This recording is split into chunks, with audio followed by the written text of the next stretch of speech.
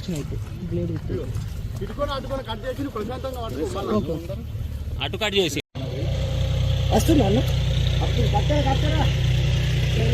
రాను బ్లేడ్ చేద్దాం అనుకున్నా సార్ ఇదే ఇట్లా అనిపించింది.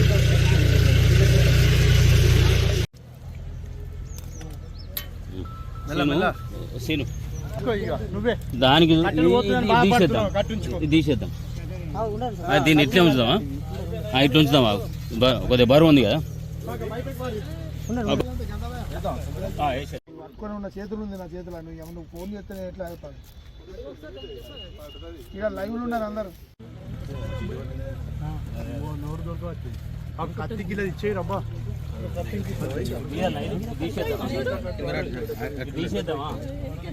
ఎంతమంది కోకు కొంచెం వెనకకు రాలే, లాంగ్ వైల్ తీసుకొచ్చి కొంచెం వెనకకు రాలి, మంచి లాంగ్ అందరు వచ్చేటట్టు తీసుకొచ్చి వెనకకు రా. హరీష్ వెనకకు రాడు, అరిస్తే మనకు నిశాస్తుంది, నిశక్తుంది. తలకాయ నేనే పట్టుకున్నా.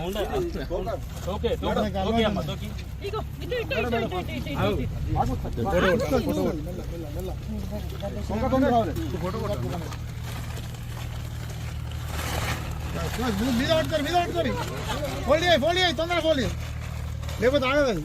బస్ అంతే, కడితే అయిపోతుంది. ఇక మీరు అట్లా అన్ని మన తేవాలి కదా ఇట్లా.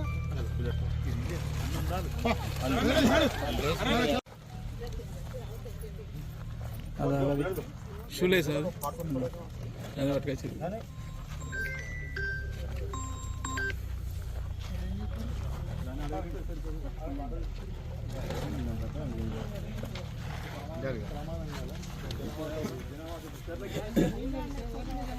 ఒక థర్డ్ ఇయరా డాక్టర్ గారు ఇచ్చినటువంటి సమాచారం మేరకు మా డిఎఫ్ఓ గారు నాకు ఫోన్ చేస్తే ఇమీడియట్గా వచ్చి ఇక్కడ దరూర్ క్యాంప్ అంటారు, ఇక్కడ ఈ పరిసర ప్రాంతాల్లో చూస్తే వాటర్ ఫ్లోలో దీనికి కొండ చిలువ అనేది ఒకటి మేము పట్టుకోవడం జరిగింది. అది ఎందుకు అంటే చేపలు, చిన్న చిన్న చేపలు, సో అటువంటి ఫుడ్ ఫీడింగ్ కోసం అని వస్తూ ఉంటుంది.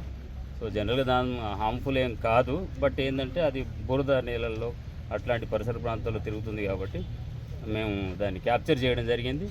మళ్ళీ సేమ్ న్యాచురల్ ఫారెస్ట్లో మేము వదిలివేయడం జరుగుతుంది. సో దానివల్ల ఏం హార్మ్ఫుల్ ఏం కాదు. అందరికీ ఎంత పొడవు ఉంటుంది? ఇది ఒక 2 మీటర్స్ పొడవు అప్రాక్సిమేట్గా ఉంది, 2 మీటర్ల పొడవు ఉంది. సో దానివల్ల ఏం ఇబ్బంది ఏం లేదు. మేము క్యాప్చర్ చేసాం. మా బీట్ ఆఫీసర్ గారు చాకచక్యంగా దాన్ని ప్రత్యక్షంగా పట్టుకొని మంచి దాంతో మేము సేకరించి మేము ఫారెస్ట్లో వదిలేయడం జరుగుతుంది. నా పేరు Srinivas, deputy range officer, Jagtial.